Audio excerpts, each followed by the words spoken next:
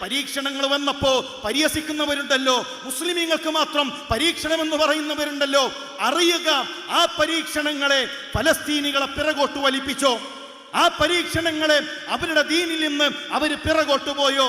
ഇസ്ലാം ആയതുകൊണ്ടാണ് പരീക്ഷണം, മുസ്ലിം ആയതുകൊണ്ടാണ് പരീക്ഷണം, അതുകൊണ്ട് ഞങ്ങളിതാ നമസ്കാരം മാറ്റിവെക്കുന്നു എന്ന് അവര് തീരുമാനിച്ചോ? നിങ്ങൾ കാണുന്നില്ലേ, തകർന്ന കൂരയിൽ, പൊളിഞ്ഞ കൂരയിൽ അവരുടെ ആ കോൺക്രീറ്റ് പാളികൾ നീക്കി മുസല്ല വിരിച്ച് നെറ്റിത്തടം സുജൂദിൽ വെക്കുന്ന, നെറ്റിത്തടം പടച്ചറബിന്റെ മുന്നിൽ വെക്കുന്ന ഫലസ്തീനി കുട്ടികളെ നിങ്ങൾ കാണുന്നില്ലേ? ഈ പരീക്ഷണങ്ങൾ വിശ്വാസിക്ക് അവരുടെ ഈമാൻ വർദ്ധിപ്പിക്കുകയാണ് ചെയ്യുക. എസിയുടെ തണുപ്പിൽ മൂടിപ്പുതച്ച് കിടക്കുന്ന മുസ്ലിം സഹോദര, ചിന്തിക്ക്. ഫലസ്തീനിന്റെ തെരുവിൽ മുസല്ല വിരിച്ച് നിസ്കരിക്കുന്ന മുസൽമാന്റെ ഈമാൻ എവിടെ? ഫലസ്തീനിന്റെ തെരുവിൽ ശരീരത്തിൽ രക്തം പൊടിയുമ്പോഴും ബാങ്കുലി മുടങ്ങുമ്പോ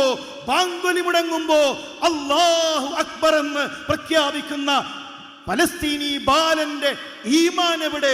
നമ്മുടെ ഈമാൻ എവിടെ എന്ന് നാം ആലോചിക്കേണ്ടതുണ്ട്. അവിടെ ആത്മഹത്യയിലേക്ക് മുസ്ലിം സമൂഹം മാറിയോ?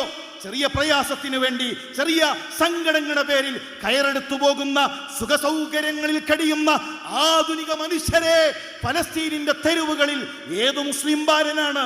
ഞങ്ങൾക്ക് സഹിക്കാൻ കഴിയുന്നില്ല, ഞങ്ങൾക്ക് ഇത് ഉൾക്കൊള്ളാൻ കഴിയുന്നില്ല, ജീവിതം അവസാനിപ്പിക്കുന്നു എന്ന് അവര് തീരുമാനിച്ചോ? ഇല്ലല്ലോ.